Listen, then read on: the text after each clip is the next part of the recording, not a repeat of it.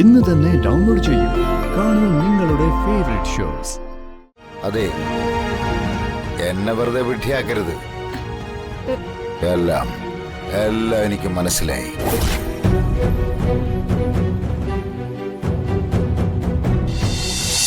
സന്തോഷമായി ചേച്ചി. മോളെ, ഞാൻ ഇടയ്ക്ക് വിളിക്കാം. എപ്പോഴും എന്റെ പ്രാർത്ഥനയുണ്ട്. തൽക്കാലം ഞാൻ ഫോൺ വെക്കാം. ശരി ചേച്ചി. ശരി മോളെ.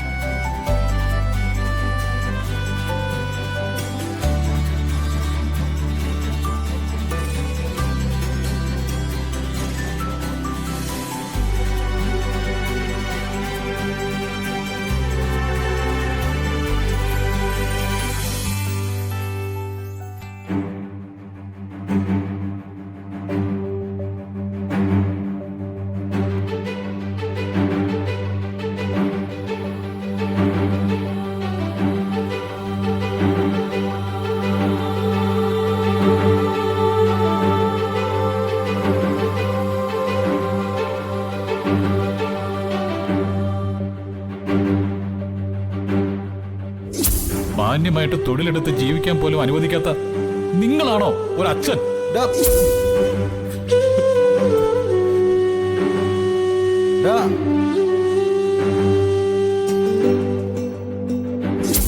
നിങ്ങൾ അച്ഛനെയും മകനെയും തമ്മിൽ തെറ്റിക്കുന്നതും തെറ്റണമെന്ന് ആഗ്രഹിക്കുന്നതും ജഗന്റെ ആനന്ദ വലിയ അപ്പച്ചി മാത്രാണ്.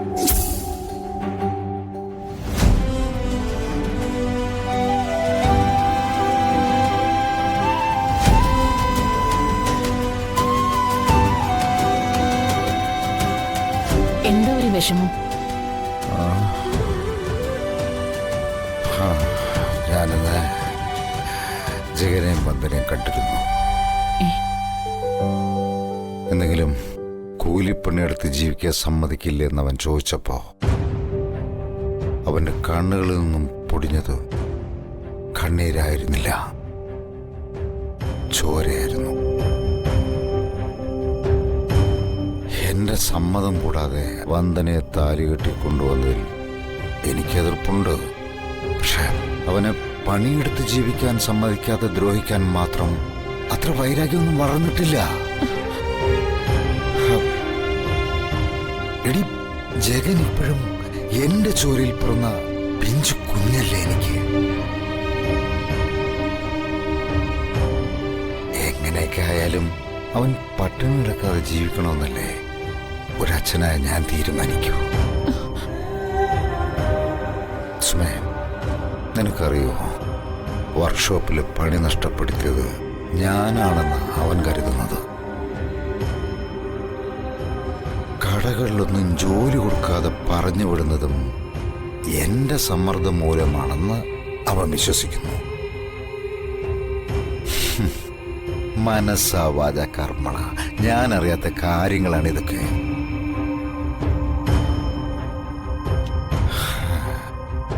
എന്റെ കുഞ്ഞിനെ ദ്രോഹിക്കുന്ന ഒരു പ്രവൃത്തിയും ഞാൻ ചെയ്തിട്ടില്ല. എന്നിട്ടും അവൻ എന്നെ തെറ്റിദ്ധരിച്ചിരിക്കുക.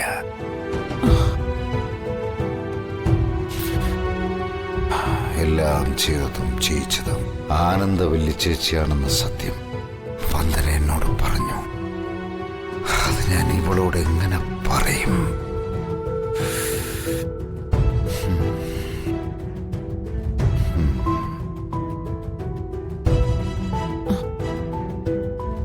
വിഷമിക്കാതെ.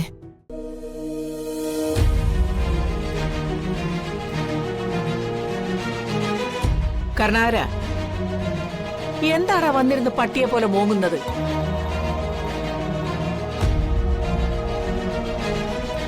എന്താടി സുമലതേ? എനിക്കറിയില്ല. എന്നാ എനിക്ക് മനസ്സിലായി. വന്ദന മരുമോളെ കണ്ടിട്ടല്ലേ നിന്റെ വരവ്. തലേണ മന്ത്രം ഓതി ഓതി ജഗനെ ഇവന്റെ ശത്രുവാക്കി. അമ്മായിയപ്പനായ നിന്റെ ചെവിയിലും അവളും മന്ത്രം ഓതിയോടാ, അതോ ചേട്ടത്തിട്ട് പൊട്ടിച്ചോ? കണ്ടില്ലേ അച്ഛനിരുന്ന് കരയുന്നത്? അച്ഛന്റെ മനസ്സിനെ വല്ലാതെ വേദനിപ്പിക്കുന്ന എന്തോ ഒരു കുതന്ത്രം വന്ദന അടിച്ചേൽപ്പിച്ചിട്ടുണ്ട്. ഒരു കാര്യം ഞാൻ പറഞ്ഞേക്കാം, അങ്ങനെ കുതന്ത്രം അടിച്ചേൽപ്പിക്കുന്നവളൊന്നും അല്ല വന്ദന. ജഗന്റെ സ്വത്ത് മോഹിച്ച് വന്നവളും അല്ല. ജഗൻ ഈ വീട്ടിലേക്ക് വിളിച്ചപ്പോ അവൾ ഇങ്ങോട്ട് വന്നു. വാടക വീട്ടിലേക്ക് വിളിച്ചപ്പോ മറുത്തൊന്നും പറയാതെ വാടക വീട്ടിലേക്ക് പോവുകയും ചെയ്തു. സമ്പത്തിലും ആപത്തിലും ഭർത്താവിനോടൊപ്പം നിൽക്കുന്നവളാ വന്ദന. അല്ലാതെ നിന്നെ പോലെ കുതന്ത്രക്കാരിയൊന്നുമല്ല. അവള് തികഞ്ഞ പതിവ്രതയാ. ഓ പിന്നെ ഒരു പതിവ്രത.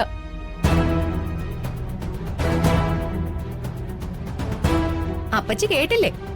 ജഗന് കൊടുത്ത കൈവശം തന്നെ വന്ദന അമ്മായിയമ്മയ്ക്കും കൊടുത്തിരിക്കുക.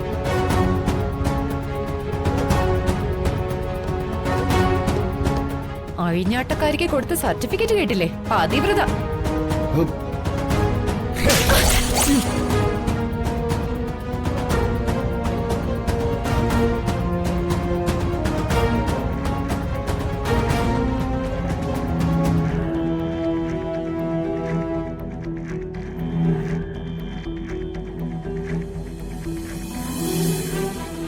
എന്തിനാണ് നീ അവളെ അടിച്ചത്?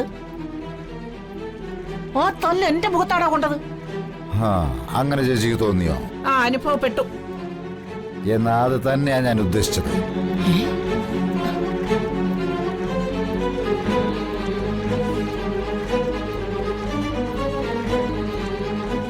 അതായത് അച്ഛൻ എന്റെ ഭാര്യ വിദ്യക്കെട്ടൊന്ന് പൊട്ടിച്ചില്ലേ, അത് അപ്പച്ചിക്ക് തരേണ്ടതായിരുന്നു. അച്ഛൻ കുതന്ത്രനാണ്, കുതന്ത്രൻ.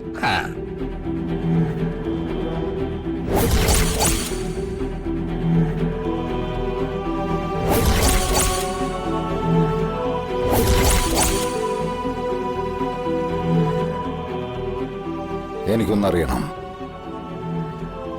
ജഗന്റെ വർക്ക്ഷോപ്പിലെ ജോലി നഷ്ടപ്പെട്ടു. കടകൾ തോറും ഇരുന്ന് നടന്നിട്ടും ആരും ജോലി കൊടുക്കുന്നുമില്ല. ഇതിന്റെയൊക്കെ പിന്നിലാരാ? ആ, എനിക്കറിയില്ല. അതെ, എന്നെ വെറുതെ വിഡ്ഢിയാക്കരുത്. എല്ലാം എനിക്ക് മനസ്സിലായി.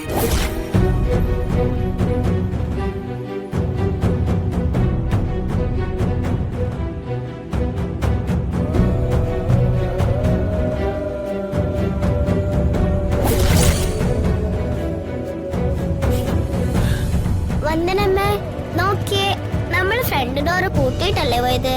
ഇപ്പൊ ദേ തുറന്നു നടക്കുന്നു.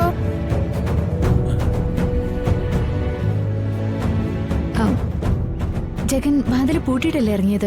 ആ അതെ. ദേ, താക്കോല് കണ്ടില്ലേ?